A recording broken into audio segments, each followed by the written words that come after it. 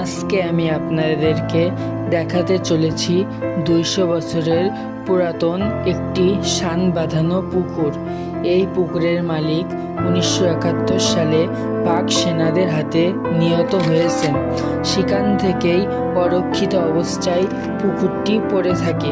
সংরক্ষণের অভাবে পুকুরটি আজ ধ্বংস হতে চলেছে।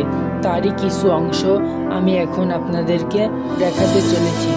দেখুন, আগেকার দিনের মানুষের হাতের কারুকাজ কত সুন্দর ছিল, যেটি না বললেই নয়।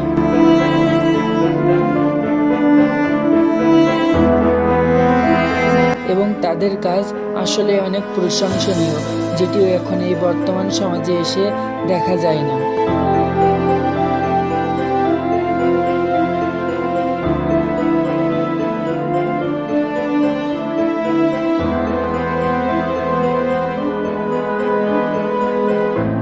শিল্প এখনো যেন কথা বলছে।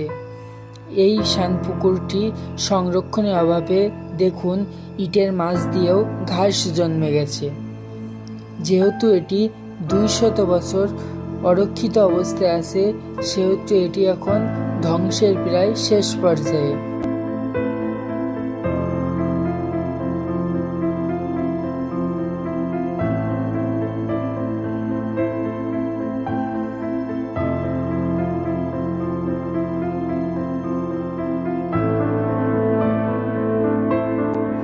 এখন আপনারা যে জায়গাটি দেখছেন, এই জায়গাটিতেই পাক সেনাদের একটি ঘাঁটি ছিল।